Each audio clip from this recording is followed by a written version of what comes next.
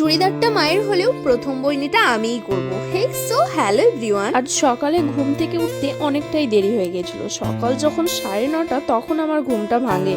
আসলে মায়ের বাড়িতে এলে আমার মনে হয় সব মেয়েরা এভাবে নিশ্চিন্তে ঘুমিয়ে দেরি করে ঘুম থেকে উঠে দেখছি মা এক গামলা বাজার করে ফেলেছে। আমাদের গ্রামে মাঝে মধ্যে এক কাকু আসে টোটো করে এইসব জিনিস বিক্রি করতে, আর মা বলে ওনাদের কাছে নাকি বাজারের থেকেও কম রেটে পাওয়া যায়। আর এই চুড়িদারের পিসটা মা ঈদের সময় নিয়েছিল, কিন্তু এটা বানানোর পর মা একবারও পরেনি। আজ প্রথমবার আমি পরবো, কিন্তু সমস্যা হলো মায়ের ড্রেস আমার ফিটিংসে হবে না।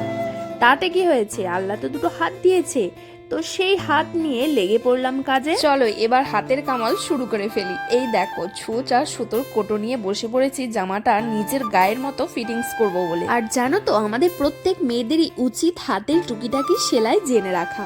এই দেখো আমি হাতের সেলাই জানি বলে জামাটা ফিটিংস করে নিলাম, আর এখন সেটা পরতেও পারবো। আমি অনেকজনকেই দেখেছি যে তারা ছোটখাটো সেলাইয়ের জন্য ট্রেলারে ছুটে, কিন্তু সেখানে গেলেও আমাদের অপেক্ষা করতে হয় যে সে আমাকে কখন সেলাই করে দেবে, তবে আমি সেই জামাটা পরতে পারবো। আর এখন আমি স্নান করে জামাটা পরে নিয়েছি, আর দেখো জামার ফিটিংসটা একদম ঠিকঠাক হয়ে গেছে।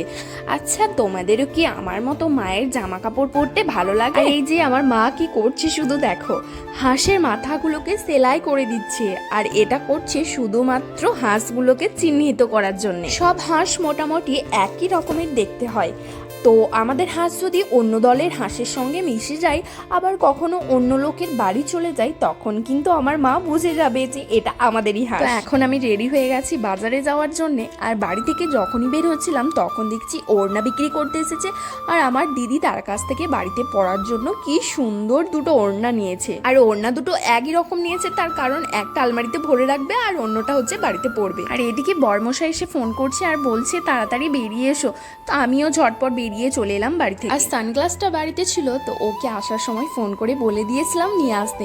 বাইরে অসম্ভব রোদ গরম, আর এই রোদে চোখে সানগ্লাস পরে বেরিয়ে পড়লাম আমাদের কাজে। তো প্রথমে যে কাজের জন্য এসেছিলাম সেটা মিটিয়ে চলে গেলাম ডক্টরের কাছে। বেশ কয়েকদিন ধরে বরের শরীরটা একদমই ভালো যাচ্ছে। ডক্টর দেখানো হয়ে গেলে চলে আসি ওষুধ কিনতে। দেন এবার চলে যাব সোজা বাড়ি, তার কারণ বাইরে অসম্ভব গরম।